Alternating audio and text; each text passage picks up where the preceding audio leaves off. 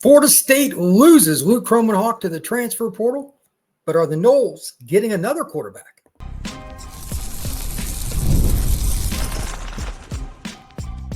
You are Locked On Seminoles, your daily podcast on the Florida State Seminoles. Part of the Locked On Podcast Network, your team every day. Welcome back into Locked On Seminoles. I am your host, Brian Smith. Thank you for making this your first listen each and every day. I truly appreciate you stopping in to talk some Noles with me. Today's show is brought to you by FanDuel. New customers can place a $5 bet and get started with $150 in bonus bets if you win that first $5 bet. Visit FanDuel.com to get started.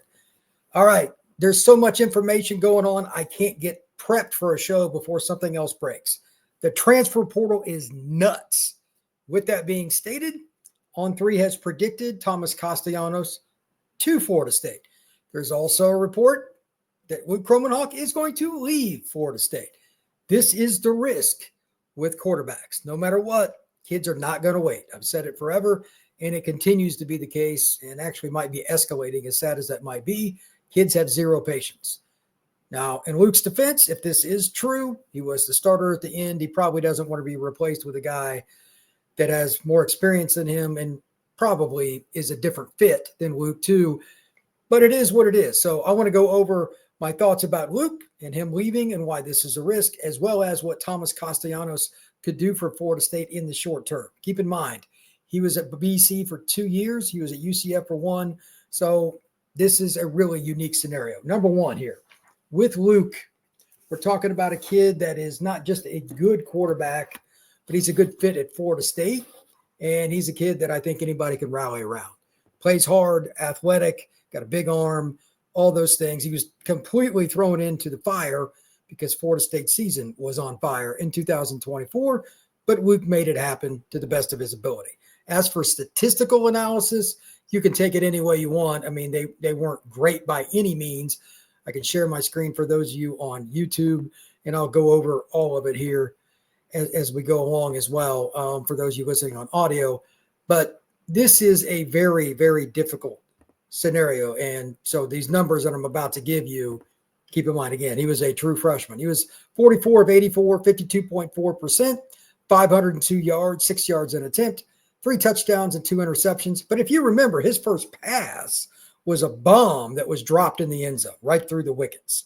So he wasn't exactly helped a lot either. 63 rushing attempts, 113 yards, 1.79. But those numbers are really not accurate or indicative of what he's able to do because the offensive line was A, very bad when he ran the ball, and B, sacks count against rushing totals. More importantly, it's the upside, it's the fit. I think he's a really good fit for Norvell's offensive scheme, and it's a shame that a guy like that feels like he's getting passed over, which in some ways, if you look at Thomas Castellanos, he probably is in the sense that they're going to bring him in to start. Like Thomas is 100% a fit for Gus Malzahn. That's not in debate, and I'll get to that in a moment. But I understand this is the portal era, and everything is in now, today, not yesterday or tomorrow. There's a quarterback, I'm not going to go into specifics, but there's a quarterback that I heard yesterday on a different podcast who's in the portal. It will be his 5th school wherever he goes. Now, I'm not saying Luke's going to do that, but kids want instant gratification. And I think it's interesting that a kid that is as grounded as Luke, and he is very grounded, very smart young man, went to a military school in high school. He's done all the right things, that he would even leave Florida State. If you take nothing else from this podcast, note this: recruits, players, transfers, etc., do not wait. They look for opportunity and the coach they play for as the most important thing, not the shirt that they wear around campus, not the helmet they wear at a game, whatever it is. It's about opportunity, what's now. I don't really like it per se, but I also understand because this is 100% a business now. College football is no longer anything else but a business. We can look at it otherwise, but we're fooling ourselves, myself included. As it relates to Thomas Castellanos, we're talking about a kid that is so athletic that it's not even funny. Florida State, Clemson, Georgia, a ton of schools wanted him to come play for them, but not a quarterback. He goes to UCF to play for Gus Malzahn. Gus has another guy that transferred in. He did the same thing basically with Castellanos. He wanted a more experienced guy, somebody been in the weight room longer, etc. So Thomas transfers, goes to BC for 2 years. Thomas is now in the portal, and it looks like it's going to be Florida State again, as it relates to none other than On 3. Pete Nikos is talking about it. So if that's the case, I'd say there's a really good chance. I'll go over the background a little bit in my knowledge of him once again momentarily. I do have a profile of Thomas Castellanos that I put up this morning, ironically, here on Locked On Seminoles. So it's about a 10-minute video, 8-minute video, something like that. You can check it out on the YouTube page or wherever you get your pods. It's just one straight shot, so you can just look at Thomas. But here's the backdrop with that. And again, I'll share my screen so we can look at some stats for those of you on YouTube. And for those of you that are listening on audio, I'll go through all of them as well. All right. Thomas Castellanos is a really, really athletic kid. He ran the ball this year. This is this 2024 stats, by the way. 93 times for 194 yards, only 2.1. You're like, well, Brian, that's not very good. You got to keep in mind, Bill O'Brien is not a friendly quarterback for somebody like Castellanos. He's a pro-style quarterback coach. He's an offensive coordinator in the NFL. He coached at Penn State when he had a true pocket passer. He's the guy that coached Tom Brady for quite a while with the Patriots. So that wasn't a great fit. But if you look at him last year in 2023, this is a different animal. Listen to these numbers for a guy that didn't play behind a great offensive line. Castellanos, 215 rushing attempts, 1,113 yards, 5.18 yards per attempt, 13 scores. So a different animal. And I know he threw a lot of interceptions last year, but they let him run around and be a little bit more of a playmaker. Now, he did cut way back on his interceptions. O'Brien helped him with that because last year he had 15 TDs and 14 picks.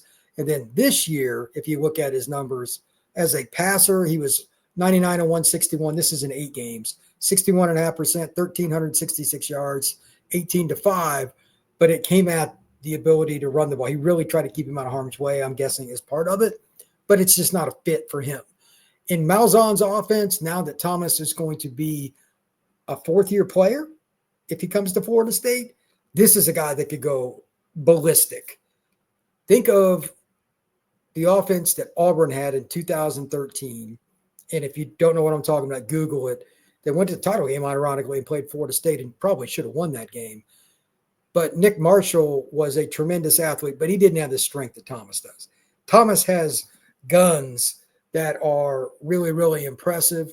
And he's a guy that, quite frankly, looks like a running back, plays like a running back, but he also has a cannon for an arm. Not a good arm, a cannon. One of the best passes I ever saw is when I went to see him play at Ware County when he was in high school. Rolling left, guy coming down, bearing on him, and he's a right-handed guy. He turns sideways and throws it, barely gets it off. Guy almost got the deflection, but he throws a back shoulder throw when he's sprinting to his left, and it's a money shot. The throw probably should have never been made. Thomas is a bit of a gunslinger, but very few guys on earth are going to be able to athletically even get that off, let alone have the velocity and the accuracy to make that play. He is a playmaker. So I'm curious to see what he will bring to Florida State. Again, I highly doubt On 3 is going to miss on this. You never know. But if he's visiting this week as expected, all of that, there's a really good chance that Florida State's going to get this kid. We're talking about a guy that's an instant impact. The only thing I want to talk about besides that, though, is Brock Glenn's your only other scholarship quarterback if you have Castellanos, and he's a runner. He's going to take some hits. You cannot have 2 scholarship quarterbacks on your roster. Oh, what about Kevin Sperry? No offense to Kevin Sperry, but we don't want to see what we just saw in 2024. If he ends up playing, he ends up playing. But I think they need 2 transfers because you cannot be in a situation with a running offense that a true freshman has to play. Sperry, just like anybody else, needs to redshirt, needs to go through the system, needs to get stronger, bigger, faster. And he's a really good athlete, by the way. But still, the experience, understanding routes, understanding concepts, how to study film, there is no shortcut. Florida State needs a second transfer. Now, this doesn't have to be somebody as good as Castellanos, but they need somebody else that it can at least be a guy that can help. Maybe it's a guy from the MAC, maybe a Sun Belt player, Conference USA, whatever, in addition to Castellanos, in my opinion.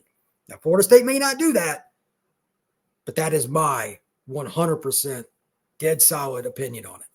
we'll see what happens. But right now, it looks like Castellanos is going to end up at Florida State. Luke Kromenhoek is going to leave. I'm going to have more information later today. I've got a whole bunch of notes that I had planned right before I saw Luke was getting in the portal. Then Thomas was projected to Florida State. So every 5 minutes, there's something new. I'll have another podcast later tonight to discuss more Florida State news, but because it's happening so fast, I'm going to let it all collect and do one big podcast late tonight. It may be close to midnight before I get it up. I'm not sure. But again, there's so much information being passed along. Let's do one big one. It'll be a half-hour show later this evening. Thank you once again for making Locked On Seminoles your first podcast each and every day. I truly appreciate you stopping in to talk some Noles with me. And once again, I also really appreciate everybody that's been jumping in the chat or leaving comments and questions. Please do so again. So hit that like button, that notification bell if you have not already, subscribe. And you can find me on X at FBScout_Florida.